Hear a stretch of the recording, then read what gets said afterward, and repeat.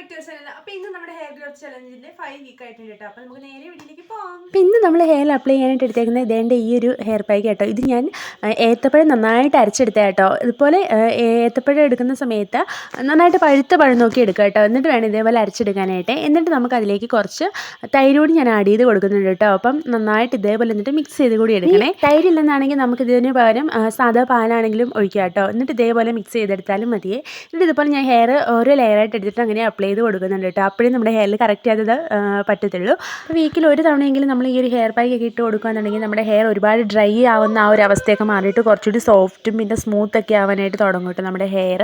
അപ്പോൾ എന്തെങ്കിലുമൊക്കെ കുഞ്ഞു കുഞ്ഞു ഫംഗ്ഷനും കാര്യങ്ങളൊക്കെ നമുക്കുള്ള സമയത്ത് അപ്ലൈ ചെയ്യാൻ പറ്റും നല്ലൊരു ഹെയർ പാക്ക് കേട്ടോ ഇത്. കാരണം പിറ്റേ ദിവസം നോക്കുമ്പോൾ ഹെയർ നല്ല അടിപൊളിയായിട്ടുണ്ടാവും കേട്ടോ. അപ്പോൾ വീക്കിൽ ഒരു തവണയൊക്കെ ഈ ഹെയർ പാക്ക് ഹെയറിൽ അപ്ലൈ ചെയ്യാന്നുണ്ടെങ്കിൽ നമ്മുടെ ഹെയർ നല്ല സ്മൂത്ത് ആയിട്ടുണ്ടാവും കേട്ടോ.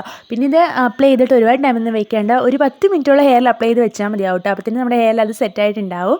അതിനുശേഷം നമുക്ക് സാധാ ഇത്തിരി ഒരു എന്താ പറയുക ചൂടുള്ള വെള്ളം എടുക്കുക കേട്ടോ. ഒരുപാട് ചൂടില്ലാത്ത ഇളം ചൂടുവെള്ളം എടുത്തിട്ട് ഇത് വാഷ് ചെയ്ത് കളയുക. വാഷ് ചെയ്യുന്ന സമയത്ത് നമുക്ക് ഷാമ്പൂ ഒന്നും ഇല്ലാണ്ട് വാഷ് ചെയ്യുന്നതാവട്ടെ ഏറ്റവും നല്ലത്. അപ്പോൾ കഴിവതും ഷാമ്പൂ ഒന്നും ഉപയോഗിക്കാതെ വാഷ് ചെയ്യണേ. ഇപ്പോൾ ഒരുപാട് ഡ്രൈ ഹെയർ ആണെന്നുണ്ടെങ്കിൽ നമുക്ക് തൈര് യൂസ് ചെയ്യാം കേട്ടോ ഇതിൻ്റെ കൂടെ.